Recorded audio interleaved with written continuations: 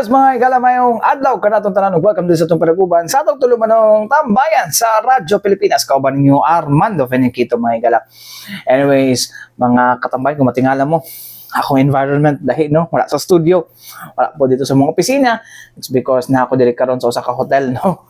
Nag-attend ko og seminar no alang sa ano, this is for the health advocates, mga igal, no, health advocacy sa to Department of Health, no. Atong kunon mi atong sure kung sa tong pangalan na tong mga tambayan. So anything diri sa tong mga kuan na may sigutan sa seminar, mga katambayan, no, ato nang i-share sa inyo, no.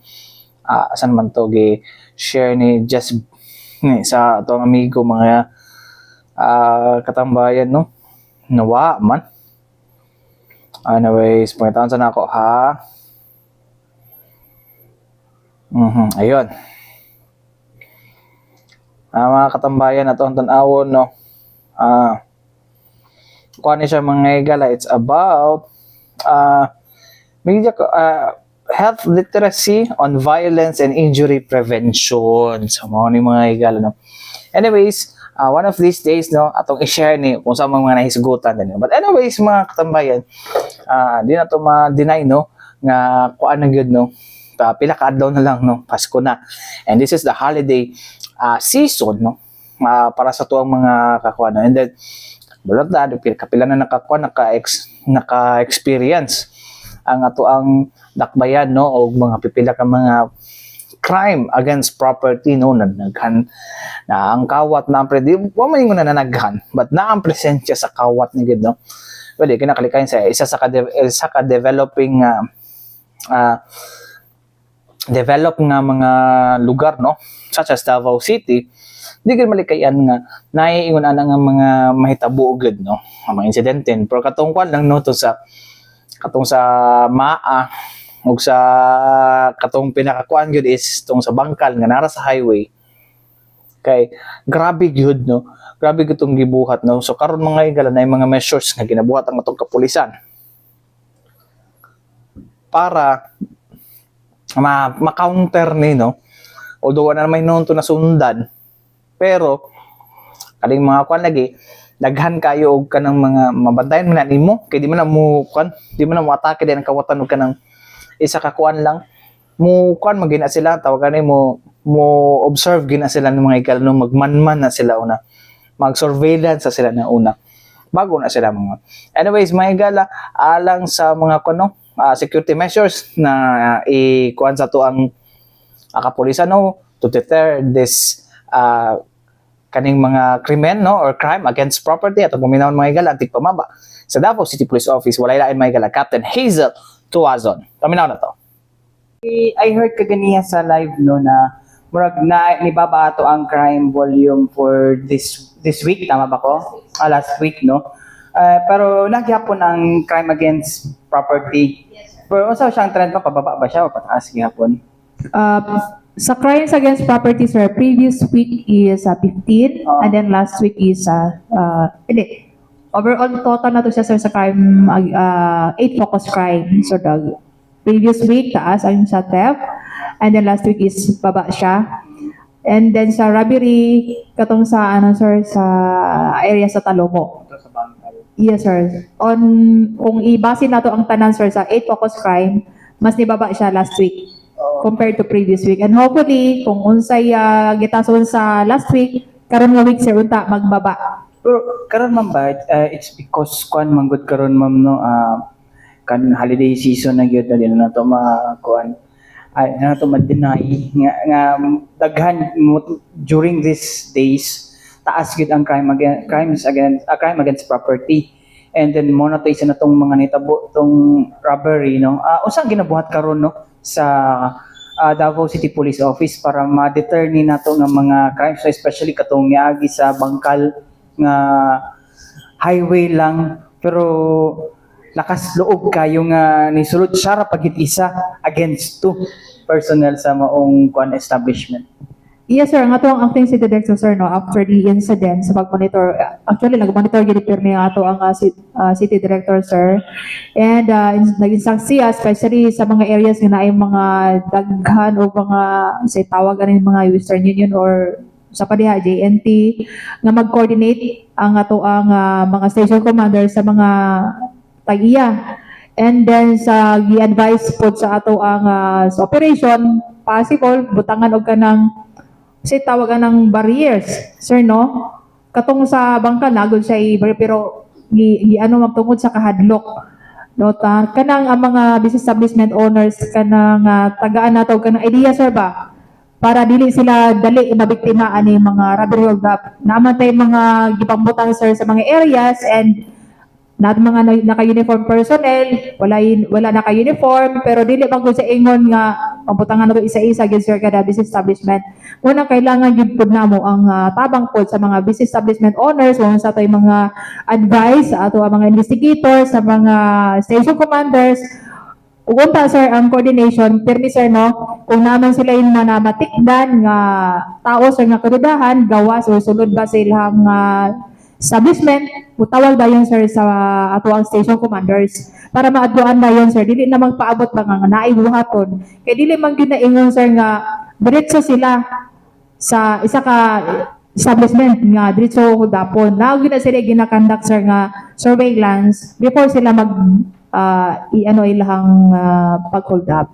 Okay. Lasa lang, ma'am, no, kay murag nahimo ning talaga abot lang kung possible ba ni kinahimo man ni dito sa Digos, nahimo po ni dito himuonon po ni sa samal kaning pag-ask of permission sa tuang mga establishments nung maka-access sa kaning CCTV. Ang pulis na mo monitor sa ilahang mga CCTV cameras no, magtagaan sila og connection kay para mabantayan gid sa kapulisan na patayon ani nga mga move karon sa DCPO. Patay ta na, sir. So, pero, sir, so far, sir, wala patay na ng kanang murag arrangement from the business establishment owners and then for the Davao City Police Office. Pero kung kana siya makatabang, siguro okay na siya. Pero sa ginakanda karon sa ato ang mga station commander, sir, ang initiate lagi na mo right after the incident is magkuha ka ng CCTV footage, dili man gani nato ta dili gani mi makakuha ka ng makapa-extract dayon, amo lang ganing videohan ng kanang CCTV kay naa sila sariling ano, sir, ba rules sa pagkuha ka ng CCTV do na atay city ordinance ana pero nagyapoy ano, sir, kanang kuan sa amoa kanang dili dayon ta maka-extract ba. So, ang amo lang mas okay na siya kung naingon ana, sir, na ay kung every police station kung naa siya kanang makakita o kanang sa CCTV sa isa ka establishment, so mas okay na siya kay dili na mi kailangan mo request pa. Okay, thank you. So, mga to mga katambayan, no, ang pahayag ni Captain Hazel Tuazon, mga igala, with regards sa kung sa itong mga crime prevention measures, no, nga ilang pahamtang, no, para maiwasan na po, no, dili gito masundan tong tulis. Anyways, mga igala, sabi ko kagania, wala pa man noong nasundan, no. But anyways, mas nindot to, no, ganahan ko atong actually mga katambayan, no, siya, to the moon ni siya nga request, no. Pero mas nindot unta gito, no, kung ang mga establishments, no, ihatag sa pulis, no, ang access po, no, o tagahaan og access ang pulis may gala no nga na makakuan silang CCTV, no, kay tanawon lang man, no, dili kay lisod pud kay mga katambay, no, sige tagkuan niya masulo na tong pulis so wala tay ingon anapan, no. Actually nakuha na ko ito nga pangutana kaganiya, no, gikan kay kay Lieutenant Colonel Hamlet Lerios, no, anang kasamtangan nga station commander sa Igacos City Police Office, no. Pero mo lagi ito, diri gani disod gani kay ma-extract gani ang mga CCTV footages. It's because na ay kinasalay mga lain kanang nasalay lain nga kaning mga rules, no, o nasalay mga regulations, no, on extracting CCTV footages, no, mo na ginabuhat karon sa ato ang mga pulis, igo lang nila na ginavideohan na nila sa cellphone, no. So mao na ang karon mga katambayan, no. Pero unta, no, mo-cooperate po nung to mga business establishments no kay kuan baya tawagan ni lisod baya gid pod no nga ultimo pag-extract dili makuha so usa pagkuha sa ebidensya, di ba? Crime against property, robbery, no, hold up, no, dako na nga kuan manggod no, dako na nga issue diri sa tuwa sa Davao City, no, kung naanay mga kuan ay mga mga insidente, no. So anyway, sunta, no, nay mo cooperate ang mga tawagan ni mga mo cooperate nga mga establishments no na monitoron sa kapulisan ang ilang CCTV footages. Anyways, mga katambayan, balik kita man lang sa mga importanteng pahinumdum ni nga to si Bianan.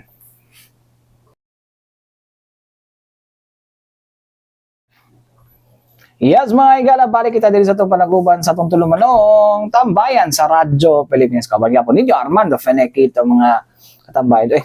Si maglihok ni namisa na ako din. Anyways, mga igala, no, balik ko na ako. Kung tingala mo ako set up, nandiri ka ron, no? Medyo ngit-ngit. O, na ako sa usa ka hotel, mga igala, no? Kay nag-attend ko usa ka seminar, no? Nga, gipanguluhan sa tuwan Department of Health, no? Actually, in relation niya sa kanang kuan good unsa prevention mga igala sa violence ug uban pang injuries mga igala no. Tawagan ni sa kanito kalimot naman noon kuno sin magkamando ka di kalimot no. Particular mga igala no, literacy in violence and injury prevention mao na siya mga like road safety kanang ana no. May preliminaries on road safety. So, ang isa sa mga ginatutukan mga igala is education yun mga igala no. I-educate ang mga bata no sa LTO man tong but anyways din hita sa atong di ba pag Pasko mga katambayan no, usom na so na kanang magpadala balikbayan box no, sulat, postcards no. Dira sa tuwa mga post office po karon mga igala di ba nabantayan na to nga nag-decline na siya mga igala para karong panahon no. It's because palagi di na uso ang postcards no, and then daghan ng mga courier. But right now mga igala, good news no, good news ni alang sa tong mga kuano kay ang PhilPost mga igala balik sigla ng mga operasyon. It's because na-select nagkadaiyang mga kuano no yun, na-select mga nagkadaiyang mga serbisyo no, ang kuano siya mga igala kanang tawagan ni kanang fit na siya sa pangangailangan no sa mga Pilipino mga igala, like tracking, logistics ug uban pa. And part po diha mga katambayan no ang kanang pagpadala og balikbayan boxes mga igala. Although na may mga ubang courier mga igala no, pero mas nindot pud mga igala no nga magpadala ta through PhilPost no, Philippine Postal Corporation ba na no. Kablom atong kan mga igala isang Philippine Postal Corporation or PhilPost kay kuan siya no, usa na siya ka government owned and controlled corporation kon GOCC mga katambayan no.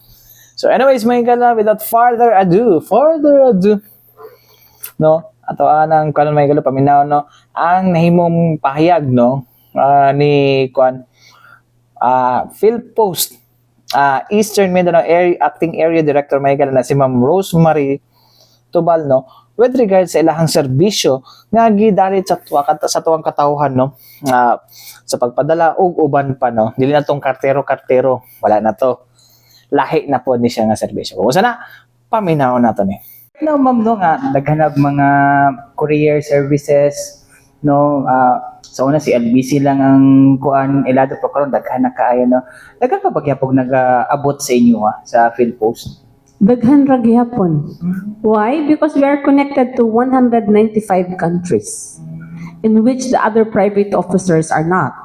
In fact, DHL, they make use of PhilPost to deliver their items to the far-flung areas. The project of our Postmaster General when I was in Pagadian and Area 9 is to create that last mile delivery from Zamboanga to Basilan, to Hulo, and to Tawi-Tawi. In Davao, wala man tayo masyado ditong dagat, pero nandyan na yan. And we have now our logistics. By the way, marami po kaming offer for the logistics. Right now, there's already a direct direct delivery from our surface mail exchange department. Kagaya niyan, meron kaming Cotabato, hindi na dumadaan ng Davao. Diretso na ng Cotabato. So, arang-arang jud. In fact, nagdagdag na kami ng vehicles sa Davao. Kaya, kailangan namin maghanap ng kliyente.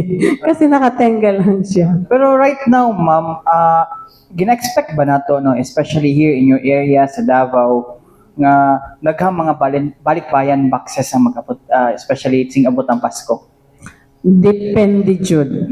Kasi sa Manila muna yan, and then the reason why we contracted the Cebu Pacific. For us, para ma-fast track. You know what? The COVID actually did a big part para ma-delay ang mga parcels kasi we bring it by trucks. Pero ngayon, direct na kami sa Cebu pa. So you are still offering this service po, ma'am, ito logistics po para sa balikbayan boxes, ma'am? Yes, we are. Mga may estimate mo kung pilang volume usually pag December? Lailin kami. I am calling my marketing specialist. Pag upa malanggod ko diri. Ang volume ba pag December sa atua, sa parcels? O daghan-daghan jud, no?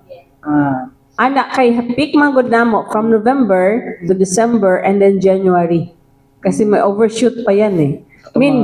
Magkatong murag na delay, ma'am. And the delay is not only on us. The delay is can be attributed to the airlines coming abroad. Like for example, coming from London, there is no direct flight to the Philippines. So muagi pa na sila sa ibang bansa. Like for example, London to Qatar and then Qatar to Philippines direct flight. Meron man kaming route niyan sa mga airlines. Kung yung country na yun na pinanggalingan, wala kaming mutual agreement, idinadaan yan sa ibang bansa. And it takes time. So moto ang dalan. Yes, ma'am. Malaking bagay. Express mail, oh yes, mabilis. Mabilis na ngayon. Kaya nga, nakita nila na mabilis na pala kami, kaya bumabalik na sila. Like they contracted with, ayokong ng ibang couriers with private couriers na right now, they wanted to come back to us. So, bumabalik na ang sigla ng PhilPost. Opo, bisitahin niyo muna ang aming Davao City Post Office. We put up our Christmas trees and paroles. But not only that, that's only a decoration. What really matters most is the fastness on how we deliver our goods. Kasi yun nga ma'am, kasi I have a friend, no, pumunta siya ng like Singapore, tapos yung trip niya na sendan niya yung sarili niya ng postcard. Pwede, oo. Na dumating talaga in a week. Di ba? Ganun talaga. Okay.